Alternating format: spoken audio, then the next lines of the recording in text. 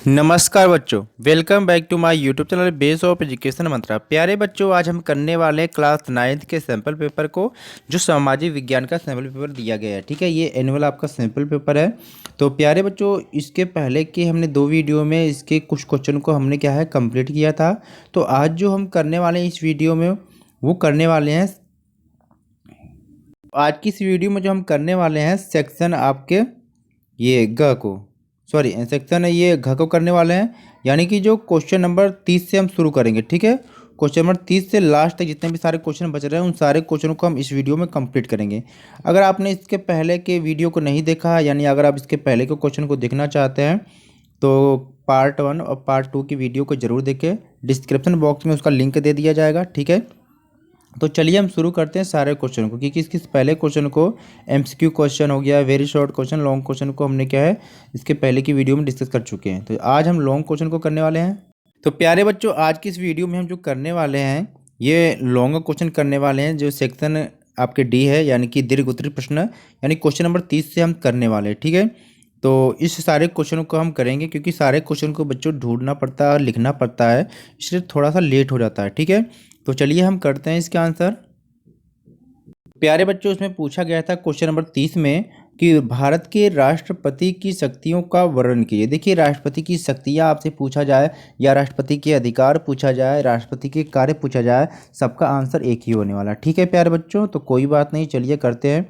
Answer में देखते हैं राष्ट्रपति के कार्य एवं शक्तियाँ। ठीक है, या तो कार्य पूछे या तो शक्तियाँ, बात बराबर है। तो क्या क्या राष्ट्रपति के शक्तियाँ हैं, कार्य हैं। ठीक है, तो ये है कि सभी सरकारी जो गतिविधियां होती हैं ये राष्ट्रपति के नाम पर होती हैं। ठीक है, आपने देखा होगा कि जो भी कोई एक्टिविटी हो राष्ट्रपति के नाम पे होता है।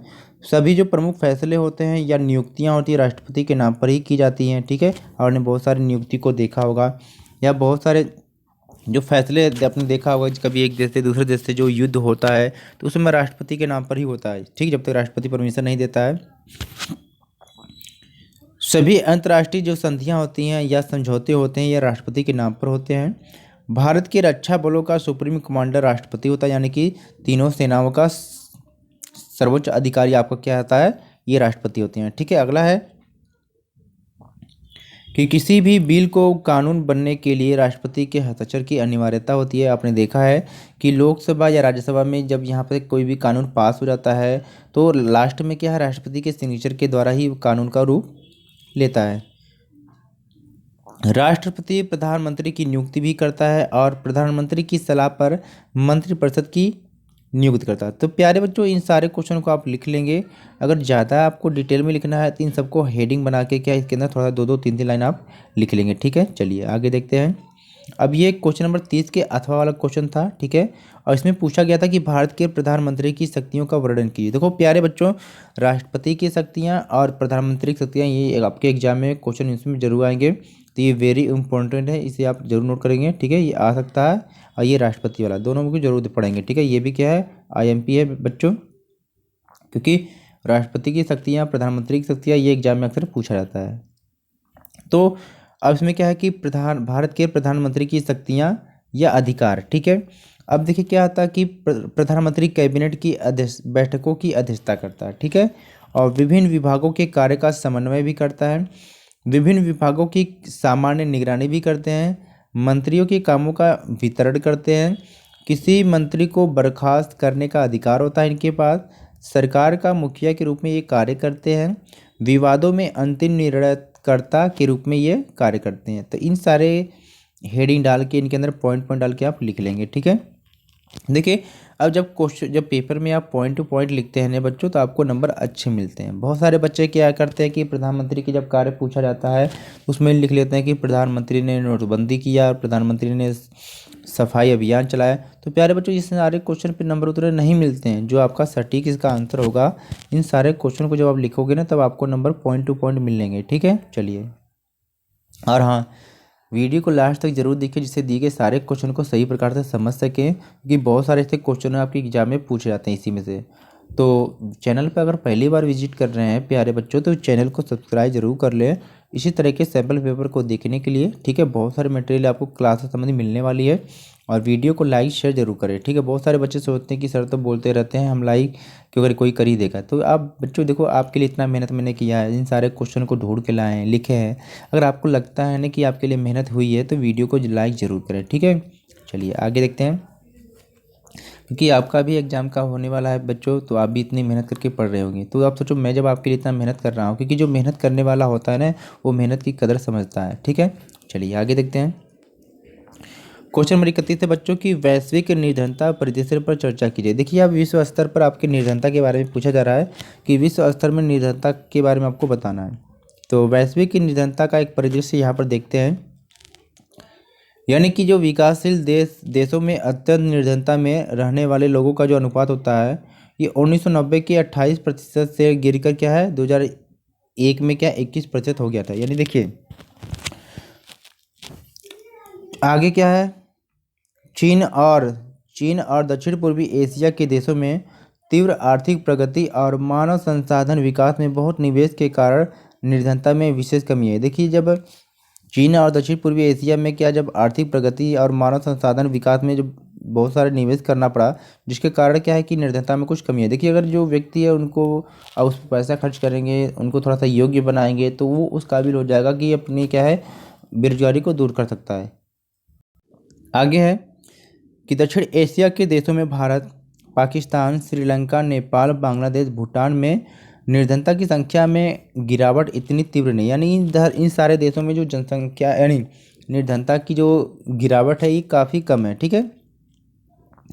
आगे क्या है, सब सहारा अफ्रीका में निर्धनता 1981 में 41% से बढ़कर 2001 में 46% हो गई, ठीक है।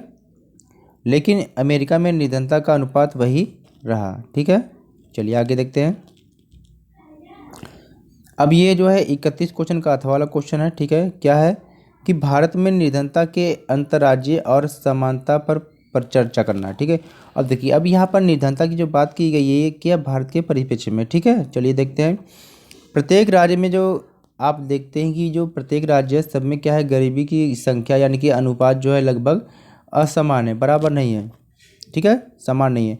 हालांकि 70 के दशक की शुरुआत से हर राज्य में गरीबी में गिरावट आई है, लेकिन गरीबी को कम करने की सफलता दर क्या है अलग अलग राज्यों में अलग अलग रही है, ठीक है। यानी 20 राज्यों और केंद्र शासित प्रदेशों में गरीबी अनुपात 26 के राष्ट्रीय औसत से कम है, और अन्य में गरीबी अनुपात क्या राष्ट्रीय औसत से अधिक है, ठीक है। इनमें से उड़ीसा, बिहार, यानी इनमें क्रमशः 47 और 43.43 प्रति केंद्र के गरीबी अनुपात के साथ दो सबसे गरीब राज्य बने हुए हैं। यानी कि सबसे गरीब राज्य कौन, उड़ीसा है, और बिहार ये बने हुए हैं अभी तक। इन राज्यों में ग्रामीण और शहरी दोनों तरह की गरीबी काफ़ी अधिक है। जम्मू का कश्मीर और पंजाब में सबसे कम गरीबी दर क्रमशः 3.5 और 6% है। अब सोचो कि इन दो राज्यों में गरीबी सबसे ज़्यादा है बिहार और उड़ीसा में, और इन नीचे दो राज्यों में कम है। दूसरी ओर तमिलनाडु देखा जाए, आंध्र प्रदेश, गुजरात, केरल और पश्चिम बंगाल जैसे राज्यों में भी क्या है गरीबी में उल्लेखनीय काफ़ी गिरावट आई यानी कमी आई है। खाद्यान्न का सार्वजनिक वितरण, मानव संसाधन विकास पर ध्यान, उच्च कृषि विकास और भूमि सुधार के उपाय इन राज्यों में क्या है गरीबी गिरावट के लिए जिम्मेदार कुछ कारक है। यानी इन सारी चीज़ों पर अगर ध्यान दिया जाता है तो इन क्षेत्रों में क्या गरीबी में कुछ गिरावट आ सकती है। चलिए क्वेश्चन नंबर 32 को देखते हैं कि उष्णकटिबंधीय वर्षा वनों के बारे में आपको बताना है। देखिए, उष्णकटिबंधीय जो वर्षा वन है इन सारे वनों को आपको पढ़ के जाना है, पेपर में क्वेश्चन जरूर पूछा जाएगा, ठीक है। चलिए अब इनकी विशेषता भी आपको पता होना चाहिए। तो यहाँ पर हम उष्णकटिबंधीय वर्षा वन को देखते हैं, ठीक है। यह वन क्या है पश्चिमी घाटों के अधिक वर्षा वाले क्षेत्रों यानी कि लक्षद्वीप, अंडमान और निकोबार द्वीप समूह और असम के ऊपरी भागों तथा तमिलनाडु के तट तक ये सीमित हैं, ठीक है। और यहाँ की विशेषता है कि यहाँ 200 सेंटीमीटर से अधिक वर्षा के साथ एक थोड़े समय के लिए शुष्क जलवायु पाई जाती है। यानी कि जो उष्णकटिबंधीय वर्षा वन होते हैं यहाँ पर क्या यहाँ का तापमान काफ़ी गर्म होता है, वर्षा 200 सेंटीमीटर से अधिक होती है, और इनके पेड़ काफ़ी घने होते हैं। इनके जितने भी पेड़ पौधे होते हैं सभी पत्ते एक साथ नहीं गिराते हैं, ठीक है, और काफ़ी घने घने होते हैं। इन वृक्षों में पतझड़ का कोई निश्चित समय नहीं होता, यानी कि पत्ते गिरने का कोई समय नहीं रहता है। और वृक्षों की ऊंचाई 60 सेंटीमीटर से अधिक होती है, ठीक है। ये वन अत्यधिक घने और हरे भरे होते हैं। इन वनों में जो पाए जाने वाले जो वृक्ष होते हैं, इसे आबनूस है, महोगनी है, रोजवुड और सिनकोना है, ठीक है। चलिए आगे देखते हैं बच्चों। अब ये 32 क्वेश्चन का अथवा वाला क्वेश्चन है। कंटीले वन तथा झाड़ियों पर संक्षिप्त आपको टिप्पणी लिखनी थी। तो चलिए देखते हैं कंटीले वन तथा झाड़ियों के बारे में। जिन क्षेत्रों में 70 सेंटीमीटर से कम वर्षा होती है, वहाँ प्राकृतिक वनस्पति में कंटीले वन और झाड़ियाँ पाई जाती है, ठीक है। पेड़ों की लंबी जड़ें होती हैं एवं पत्तियाँ छोटी और कांटेदार होती हैं, जिससे कम वाष्पीकरण हो सके, ठीक है। इस प्रकार के वनस्पति देश के उत्तरी पश्चिमी भागों में पाई जाती है, जिनमें राजस्थान, छत्तीसगढ़, मध्य प्रदेश, गुजरात और हरियाणा के अर्ध शुष्क क्षेत्र में सम्मिलित हैं। तो इन क्षेत्रों में पाए जाने वाले जो पेड़ पौधे हैं, अकासिया है, खजूर है, यूफोरबिया तथा नागफनी यहाँ की मुख्य क्या है, वनस्पतियाँ हैं। तो इन सारे पेड़ पौधों को जरूर नोट करें। आपसे 2 नंबर में या 1 नंबर में पूछा भी सकता है कि इन वनस्पतियों के पौधों के नाम। आगे 33 क्वेश्चन, कार्ल मार्क्स के प्रमुख विचारों के बारे में आपको बताना, ठीक है। यानी जो कार्ल मार्क्स था, ये समाजवाद का जनक था, ठीक है। इनके कुछ विचार है, देखते हैं। कार्ल मार्क्स ने तर्क दिया कि औद्योगिक समाज पूंजीवाद का था।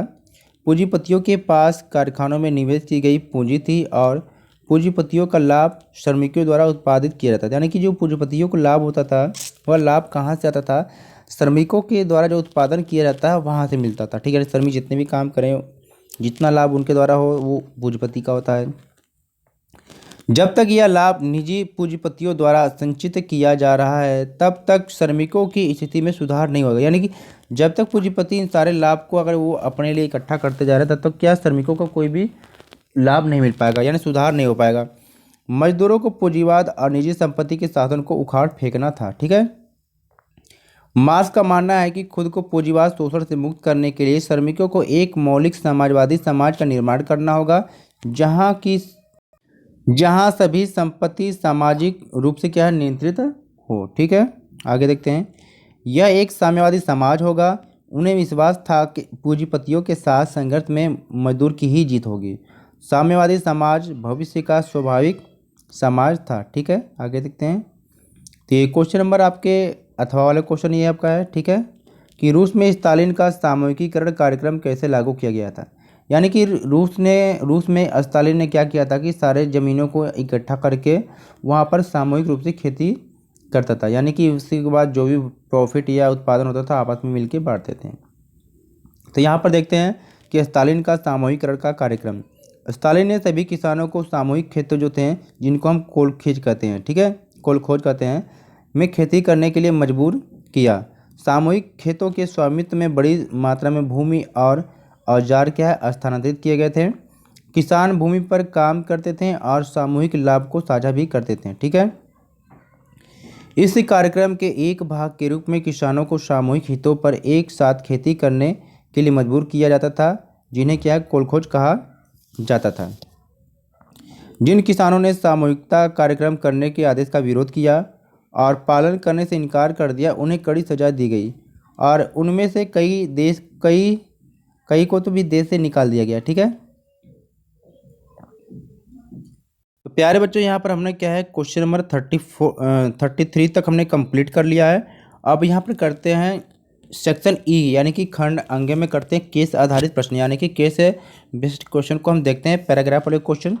तो प्यारे बच्चों, आपको करना क्या है, पैराग्राफ को आपको पढ़ लेना, क्योंकि पैराग्राफ पढ़ेंगे तो क्वेश्चन का आंसर क्या है, काफ़ी बड़ा हो जाएगा, ठीक है। पैराग्राफ को आप पढ़ लेंगे, सीधे इसके आंसर को देखते हैं बच्चों, ठीक है। चलिए देखते हैं।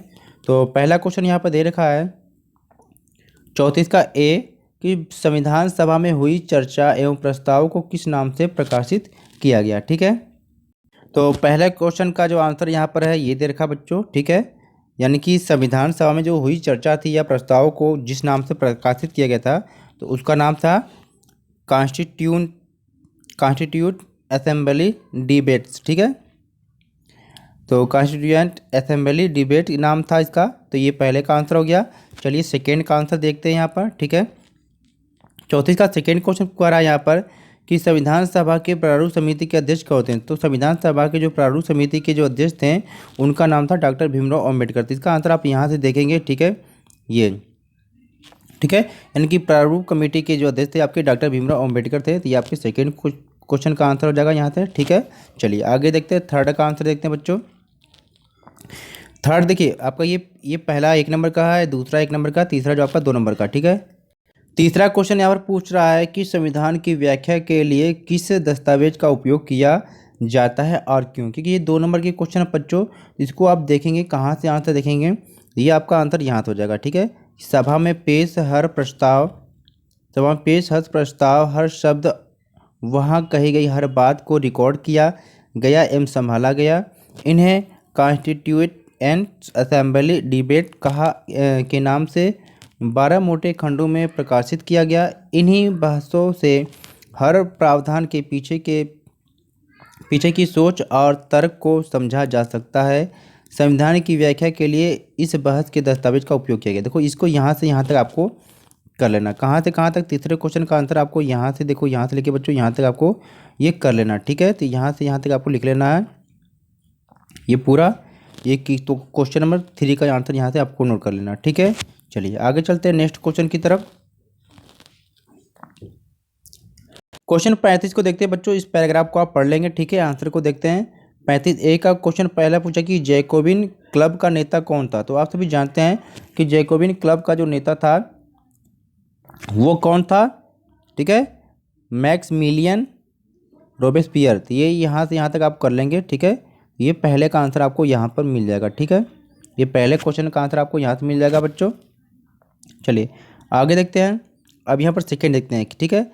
जैकोबिन की लाल टोपी किसका प्रतीक थी। तो आपको बताना है कि जैकोबिन की जो लाल टोपी थी यह किसका प्रतीक थी। तो जैकोबिन की जो लाल टोपी थी ये किसका प्रतीक था, तो इसको आपको देखना है। तो ये जो जैकोबिन की जो लाल टोपी थी वो किसका प्रतीक थी, तो यहाँ पर दे रखा है यह स्वतंत्रता का प्रतीक था, ठीक है। तो ये सेकंड क्वेश्चन का आंसर आपको यहाँ से मिल जाएगा, ठीक है।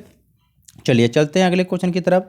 तीसरे क्वेश्चन को देखते हैं कि फ्रांसीसी समाज में जैकोबिन क्लब का महत्व बताइए। तो फ्रांसीसी समाज में जो जैकोबिन क्लब का जो महत्व था, तो प्यारे बच्चों क्वेश्चन नंबर 3 का आंसर आप यहाँ से यहाँ तक नोट कर लेंगे, ठीक है।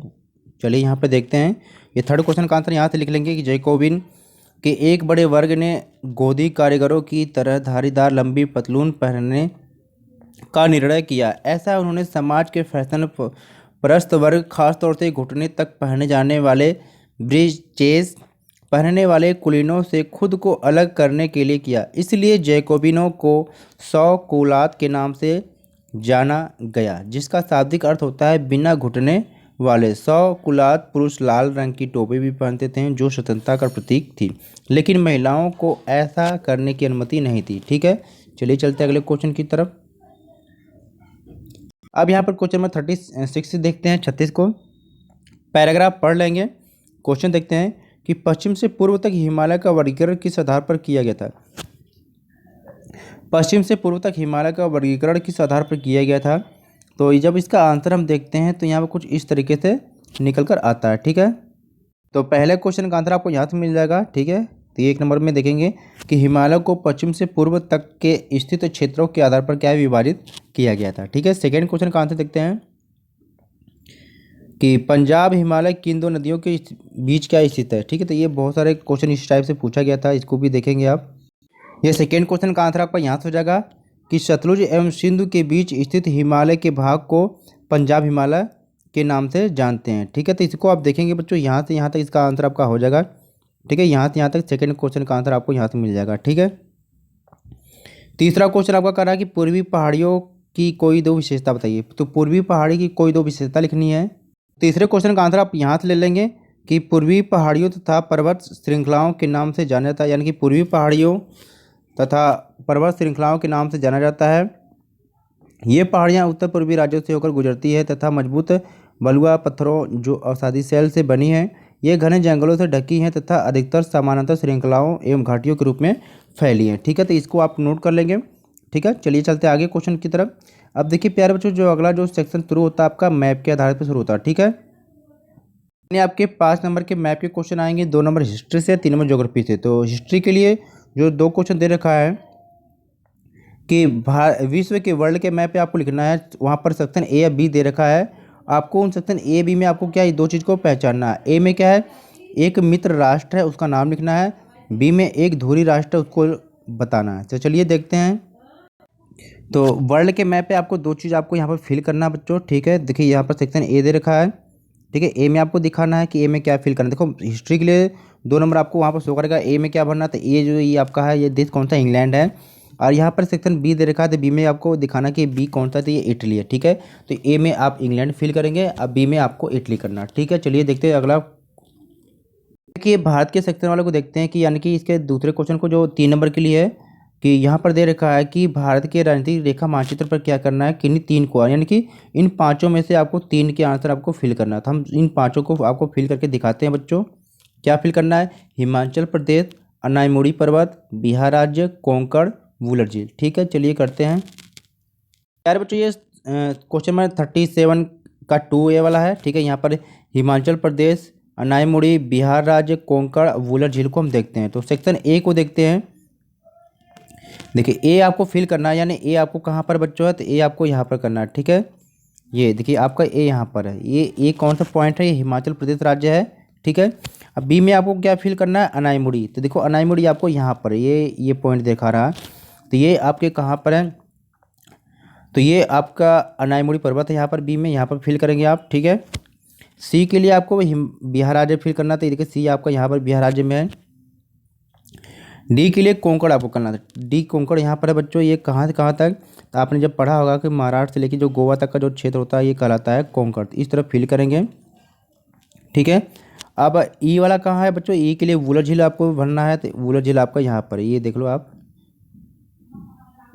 तो प्यारे बच्चों आपको ई में भरना है वुलर झील। तो यहाँ पर देखिए वुलर झील दे रखा है ई सेक्शन को, ठीक है। आप यहाँ पर तो ई आप यहाँ पर भर लेंगे, वुलर झील है आपको ई पे, ठीक है। ई में वुलर झील है। इस प्रकार से हमने क्या सारे मैप के क्वेश्चन को भी कंप्लीट कर लिया प्यारे बच्चों, ठीक है। प्यारे बच्चे इस सैम्पल पेपर के हमने सारे के सारे क्वेश्चन को कंप्लीट रूप से कर लिया है। तो प्लीज़ वीडियो को लाइक शेयर जरूर करें, जिससे हमारी मेहनत सफल हो जाए बच्चों। और चैनल पर पहली बार विजिट करें तो चैनल को सब्सक्राइब जरूर कर लें, ठीक है। अगर आपने इसके पार्ट फर्स्ट और सेकेंड की वीडियो नहीं देखा तो उसे भी जरूर जाके देखें, ठीक है। चलिए फिर मिलते हैं बच्चों इसी तरह की वीडियो को देखने के लिए चैनल को सब्सक्राइब करें।